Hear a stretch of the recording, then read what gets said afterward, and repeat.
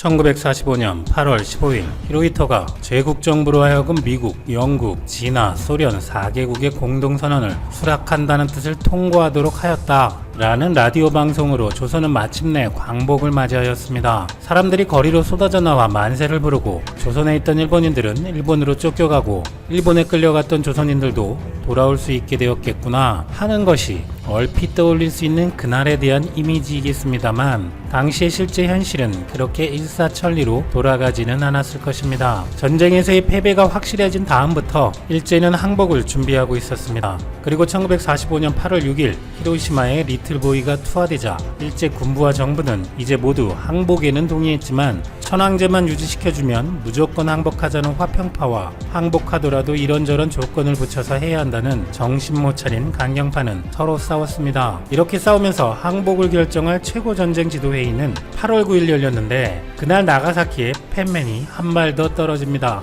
두 발이나 맞고 나서야 일제는 더 이상 어떠한 형태의 흥정도 저항도 안 된다는 걸 확실히 알고서는 8월 10일 일본의 내각 총리 대신은 연합군 측의 포츠담 선언을 수락하겠다는 뜻을 통보했습니다. 그리고 또 며칠 동안의 일제는 항복으로 일본과 식민지들에서 벌어질 혼란과 앞으로에 대한 준비를 거친 후 5일이나 지난 8월 15일에야 히로히토가 그 방송을 하게 됩니다. 방송 당일에 라디오를 가진 조선인들은 많지 않았고 잡음도 심했으며 당시 쓰던 일본어도 아니고 문어체로 말했기 때문에 도대체 무슨 말인지 알아듣고 이해할 수 있는 사람들은 극소수였는데 결정적으로 히로히토는 전쟁을 끝낸다고만 했을 뿐 연합군에 무조건 항복한다는 말도 하지 않았습니다. 그래서 8월 15일 당일에는 대다수의 사람들이 무슨 일이 일어났는지 모르고 있다가 다음날이 되어 형무소의 정치범과 경제범이 석방되기 시작하자 그때서야 시민들은 어제 방송이 일제가 항복한다는 말인 줄 알게 되었고 해방을 한화하기 시작했다고 합니다.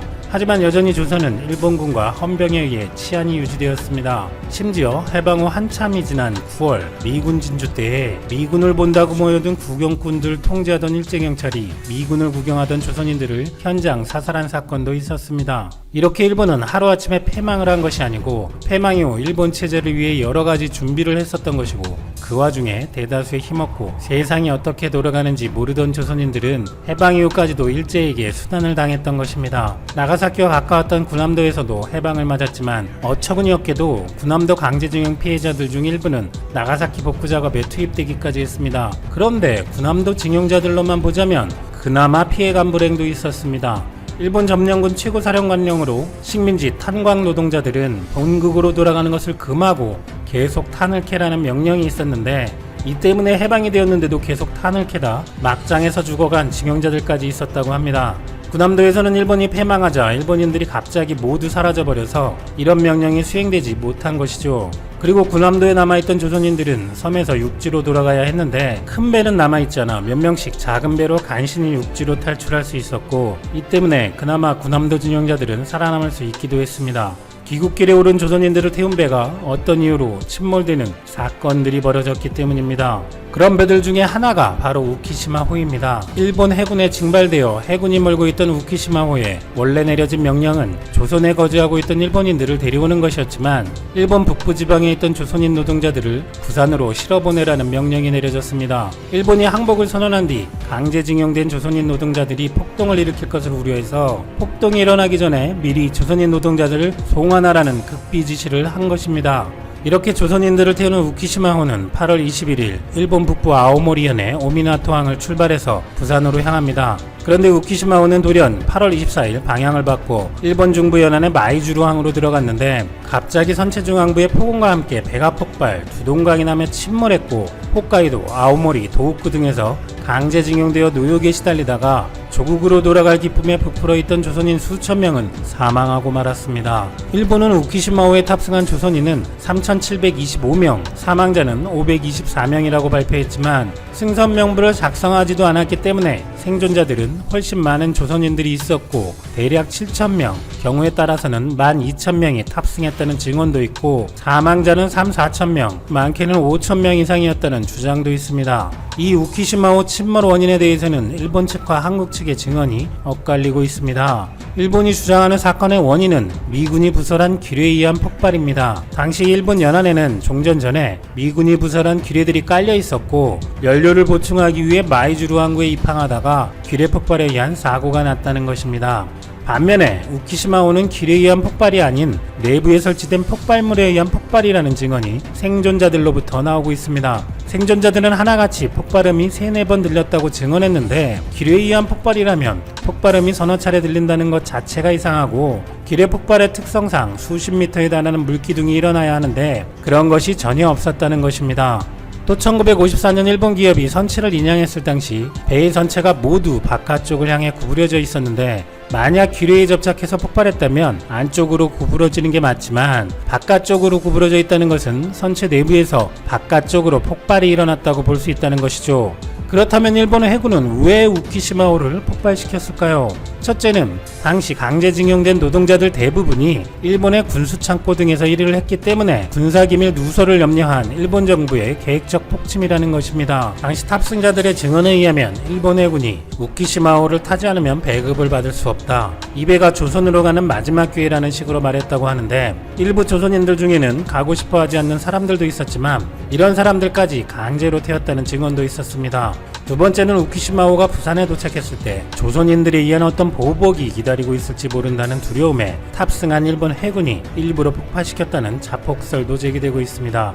이러한 내부 폭발설은 여러가지 정황들에 의해 뒷받침되고 있습니다. 일본 측은 승조원들이 탑승자들을 갑판으로 유도했다고 하는데 사건 바로 다음 해인 1946년에 남긴 생존자 책일령 씨의 증언은 정반대입니다. 승조원들이 탑승한 조선인들을 갑자기 배 밑으로 내려가도록 체근하는 사이에 승조원들은 우키시마호의 소함을 타고 배를 빠져나갔으며 그 뒤에 배가 폭발했다는 것입니다. 또한 일본은 1954년 우키시마호의 선체를 민간 기업에게 인양하게 하면서 제1조선인들의 사건 진상조사 요구를 묵살했고 인양된 선체는 아무런 조사도 없이 민간 기업에 고철로 팔아넘겼습니다. 그리고 2016년 8월에는 우키시마호에 폭발물이 실려 있었다는 일본 정부의 기록물이 처음 공개되기까지 했습니다. 또 2019년에 사고 넉 달 뒤 연합군 요청으로 작성한 조사보고서에서 출항 전 일본 승조원들이 조선인 때문에 생명을 바칠 수 없다며 항해는 절대 반대한다는 규탄 시위를 했다고 적혀 있으며 그러자 일본 해군 참모장이 의무를 수행해 깨끗이 목숨을 바치라고 폭탄적인 선언을 했다는 내용이 담겨 있어 고의 폭침설을 더욱 뒷받침하게 되었습니다.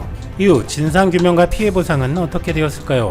일제식민지 시절뿐만 아니라 해방 이후에 한국인 수천 명이 사망했음에도 많이 알려지지 않았던 이 우키시마호 사건은 1992년 우키시마호 생존자와 유족들이 일본 법원을 통해 일본 정부에 피해보상 요구 소송을 제기하며 법정으로 돌아왔고 마침내 2001년 8월 교토지방재판소에서는 일본 정부의 안전배려 의무 위반을 이유로 생존자 15명에게 1인당 300만 원의 위로금 지급 판결을 내렸지만 일본 정부가 공식 사과를 하라는 요청은 기각했습니다. 그런데 일본은 이마저도 2003년 오사카 고등재판소에서 원고 패소 판결을 내리며 뒤집어 버렸는데 그 이후로 설령 일본 정부의 책임이 있다고 하더라도 1965년 한일 기본조약에 의해 보상은 끝났다는 것이 이유였습니다.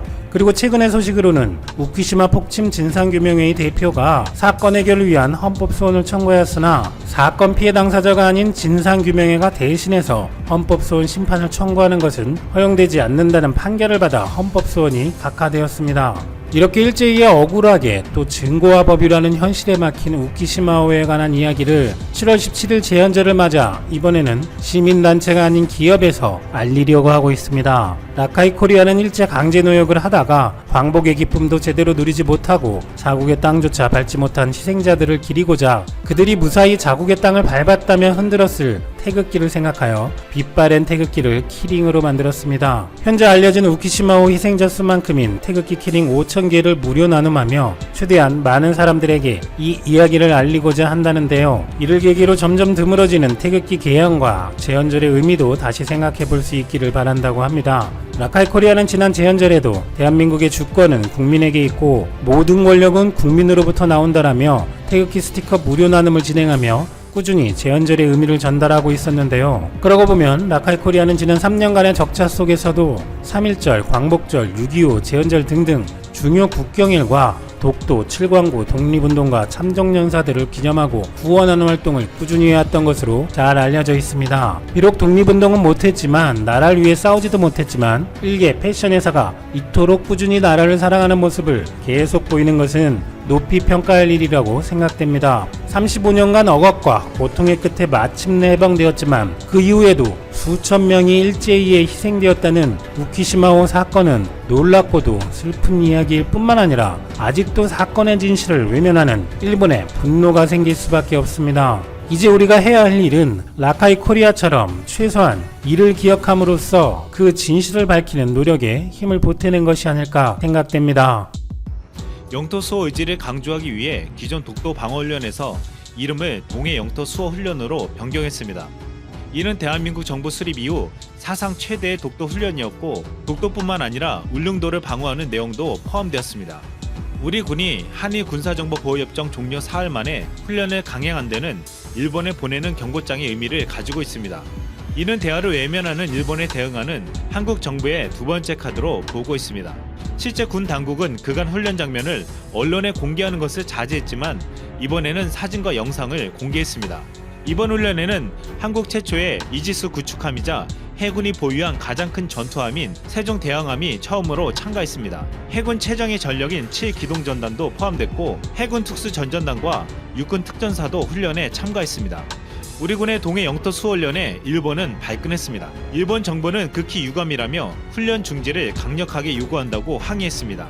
하지만 일본도 같은 날 후지산 인근에서 육상 자위대의 대규모 활약 훈련을 했습니다. 훈련에는 자위대원 2,400명이 동원됐고, 전차와 장갑차 80대와 항공기 등이 2시간 동안 실탄 35톤을 쏘았습니다. 주목할 부분은 이 훈련이 육상 자위대의 도서지역 방어 능력을 점검한다는 것이었습니다. 중국과 분쟁 중인 센카쿠 열도 등의 선 방어 훈련이라고 했지만 우리 군의 독도 훈련에 대응하는 훈련으로 볼 수 있다는 분석이 있었습니다.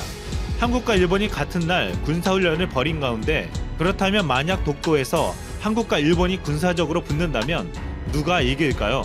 세계 각국의 군사력을 평가하는 미국의 글로벌 파이어 파워라는 사이트에서 지난해 일본의 군사력이 6위로 뛰어올라 7위를 유지한 한국보다 앞선다는 평가가 나왔습니다.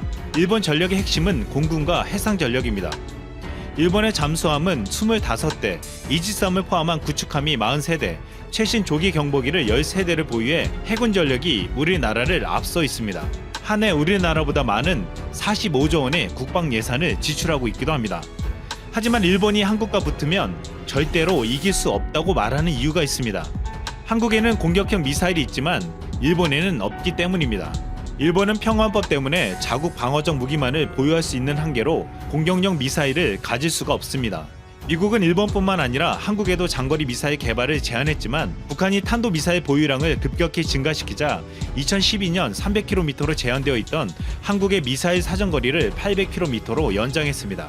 2017년에는 북한의 ICBM 개발로 인해 미국은 한국의 사거리 800km를 초과하는 고체 로켓 개발만 못하게 하고 한국의 탄도미사일 사거리와 탄두 중량 제한을 완전 해제했습니다. 이로 인해 가장 최근에 개발된 현무3C는 1500km 사거리로 북한 전역뿐만 아니라 중국, 러시아, 일본을 타격할 수 있게 되었습니다. 한국은 세계에서 네 번째 1500km 이상의 순항미사일 제조 보유 국가가 되었습니다. 현재 한국은 순항미사일 500, 1000, 1500km급은 이미 실전 배치됐으며 현재 3000km급 이상을 개발하고 있습니다. 한국의 미사일로 인해 한일이 싸운다면 이런 시나리오가 가능해집니다. 한국과 일본이 붙으면 순항미사일과 단거리 탄도미사일로 일본의 방공망을 제압한 뒤 일본의 주요 경제시설과 군사시설들을 레이저 유도 폭탄으로 타격할 수 있습니다. 전쟁 시작과 동시에 한국군이 미사일 사격을 하면 일본이 아무리 요격 미사일이 있다고 해도 이 모든 걸 커버하는 것은 불가능하다고 합니다. 전쟁 개전과 함께 일본의 주요 군시설은 미사일 폭격과 함께 제 기능을 상실하게 됩니다. 그 후 아무리 강력한 일본 해상 자위대라 할지라도 제 힘을 발휘 못하고 한국에 패배당하고 한국 육군이 일본 본토에 상륙하게 된다는 것입니다. 한국 육군은 52만 명인데 자위대는 15만 명에 불과하고 지상 전면전에서 가장 중요한 능력인 화력과 병력이 부족하기에 일본 자위대는 한국군을 이길 수 없습니다. 한 일본 네티즌은 한일 양국이 전쟁이 나면 벌어질 일을 이렇게 분석했습니다. 만약 한일 양국에 전쟁이 일어나면 일본은 한국에 질 것이다. 일본의 조직은 군대나 기업이나 한국보다 판단력이 떨어지기 때문이다. 실제로 한일 합동군사훈련에서 자위대와 한국군이 모의 전투를 하면 자위대가 완패하고 있다. 자위대는 탈행병을 처벌하는 법률이 없기 때문에 전쟁이 발발하면 10%는 자위대를 그만둘 것으로 예상된다. 일본은 전쟁이 나면 나라를 위해 싸우겠다고 대답한 사람의 비율이 세계에서 가장 낮다. 한국은 일본과 전쟁이 나면 많은 국민들이 기꺼이 전장으로 갈 것이다. 이 일본 네티즌의 말대로 실제로 한국은 전쟁 나면 나라를 위해 싸우겠다는 2017년 조사에서 74.1%가 싸우겠다고 응답했습니다. 전 세계에서 이 같은 질문을 조사한 결과 일본은 11%로 꼴찌였습니다. 또한 일본 네티즌은 자위대를 이렇게 말했습니다. 자위대원들 대부분은 진심으로 전쟁을 할 생각이 없다. 자위대는 싸울 수 있는 군대가 아니다. 그들은 세금을 사용하여 근육 트레이닝을 하고 있을 뿐이다.